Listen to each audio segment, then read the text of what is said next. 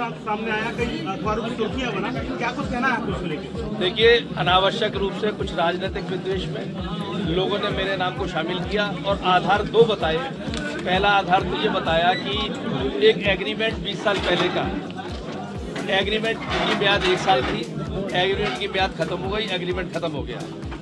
बल्कि मैं अपने बिहाफ पर कहता हूँ, मैंने तो 6 महीने पहले विड्रॉ कर लिया था। जब मुझे लगा इस जमीन में कोई विवाद आ गया तो मैंने ऋषि गुप्ता के साथ एग्रीमेंट हुआ था। ऋषि गुप्ता को कहा, भाई मैं तो अलग होना चाहता हूँ, मैंने अपना बहुत नॉमिनल पैसा दिया था, वो ऑफिस लेके उन्हें लिखित रूप में दे दिया कि मैं अलग हूँ, और इसलिए मेरा तो कोई मतलब नहीं। दूसरा, सबका ही कोई मतलब नहीं रहा। ऋषि गुप्ता का एग्रीमेंट टाइम बार हो चुका, कालातीत, और जैन साहब ने भी मानते हैं इसको कि उस एग्रीमेंट से हमारा कोई मतलब नहीं है, और ऋषि गुप्ता एंड कंपनी मानती है। इस जमीन पर कब्जा कराने का पीछे का राज किसका है? मनोज यादव, जिसने कम से कम 6-7 करोड़ रुपए खर्च करके इसकी रजिस्ट्री फर्जी रूप से टैक्स तो आप मानते हैं केंद्र में आपकी सरकार, उत्तर प्रदेश में आपकी 2 बार सरकार, उसके बाद भी सैपाई परिवार का आदमी आगरा में जमीन पर कब्जा करवा रहा है। यही विडंबना है जिसकी जांच कराऊंगा। आपने कहा कि 84 में अटल सिंह जो है उन्होंने विड्रॉल कर लिया था और पैसा लेके चले गए। उसके बाद फिर वो रजिस्ट्री कैसे बनी? कोर्ट में भी गए, 2004 में हारे भी। तो यही तो विषय है, रजिस्ट्री जब कर रहे हैं तो इस पर मुकदमा होना चाहिए। मेरा कहना यही है कि जिन पर मुकदमा होना चाहिए फर्जी काम करने का, वो तो हुए नहीं है, और जो असली मालिक थे उन्हें बाहर कर दिया गया। 2004 ये बताइए, ये मनोज यादव जिसका आप नाम ले रहे हैं, इसका राजनीतिक बैकग्राउंड क्या है? मनोज यादव निकटतम व्यक्ति है सैफई परिवार, और ये आप पता कर लीजिए, मैं गलत नहीं कह रहा हूँ। कब्जे के बाद सबसे बड़ा सवाल है पुलिस के ऊपर। आरोपी लगे, पुलिस ने पूरा मैनेजमेंट पूछा और उनको जेल भेज दिया। फर्जी मुद्दे में ये लोग जेल गए। आप क्या मांग करते हैं, क्या कार्रवाई होनी चाहिए? बाकी मैं तो कह रहा हूँ निष्पक्ष जांच होनी चाहिए, इस पक्ष की भी होनी चाहिए, इसकी भी होनी चाहिए। टाइल सिंह ने गलत रजिस्ट्री कैसे की, इसकी होनी चाहिए। उमावती कौन है, इसकी होनी चाहिए। टाइल सिंह जितना है कि नहीं है, क्योंकि मुझे नहीं मालूम।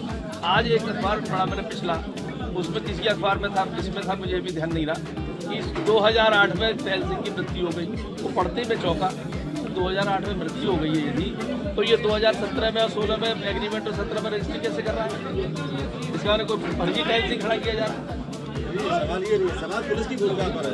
पुलिस ने कब्जा कराया, क्योंकि 5 लोग तमाम लोग, एक मिनट, सवाल पुलिस के ऊपर है। आप पुलिस के जो तमाम अधिकारी हैं उन पर क्या बोलना चाहेंगे आप? देखिए, पुलिस ने कब्जा कराया, चाहे जिसका कराया वो गलत है। पुलिस कब्जा कराने वाली कोई नहीं है, चाहे रवि यादव का कराया हो या आप लोग जैसा कह रहे हैं। मेरे की जानकारी में जैन साहब का कब्जा था। मंत्री जी, सीएम साहब तो डायरेक्ट हस्तक्षेप इस मामले में कर चुके हैं और इसमें पुलिस आयुक्त का तबादला भी हुआ है, तो आपको नहीं लगता अभी बिल्कुल स्मूथ जाएगी अभी जांच? नहीं, जांच तो स्मूथ जाएगी। योगी राज में जांच स्मूथ ही जाएगी, और हम भी चाहते हैं स्मूथ जांच। का क्या रोल निकल के आया पुलिस प्रकरण में? कमल चौधरी भी पहले वाले एग्रीमेंट में एक पार्टनर थे, उसके बाद नहीं थे। उसके बाद इनकी और उनकी क्या है मुझे नहीं मालूम। पुलिस ने जो मुकदमा कायम किया वो गलत किया कमल चौधरी पर। अब ये तो पुलिस के विवेचना पर निर्भर करेगा। मैं मैं अपना जजमेंटल स्टेटमेंट दे ही नहीं सकता। पुलिस ने उसी दिन कब्जा क्यों दिलाया जिस दिन उन लोगों को जेल भेजा गया? इस दिन सबसे बड़ा सवाल ये है, उन लोगों को जेल भेजा गया था जिन पर शराब और गांजे का आरोप लगाकर पुलिस ने। किसको कब्जा दिलाया पुलिस ने? जो पार्टी थी, जो बाउंड्री वॉल कराई गई रातों रात। नहीं, वो तो जैन साहब का पहले से ही कब्जा था। रवि कुशवाहा जैन साहब का ही चौकीदार।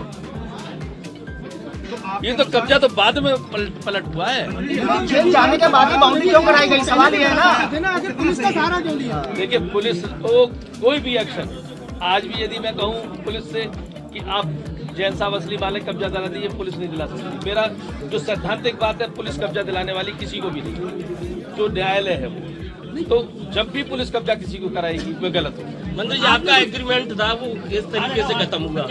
वो टाइम पर हो गया। मैंने तो अपने आप को विड्रॉ कर लिया था लगभग 6-7 महीने बाद, लेकिन वो 1 साल बाद अपने आप ही क्या कुछ कहना चाहेंगे राजनीतिक विरोधियों के लिए? राजनीतिक विरोधियों से इतना कहूंगा कि वो क्षेत्र में काम करें, क्षेत्र में आया जाया करें, किसी की नाक काट के खूबसूरत ना बने, अपनी नाक को बड़ा करें। आपने वो जो नाम लिए हैं वो स्थानीय स्तर के हैं या प्रदेश स्तर के हैं? कौन? आपने जो भाजपा नेताओं के जो नाम आए हैं वो आप सब जानते हैं, मुझसे क्यों कहलवा रहे हो नाम?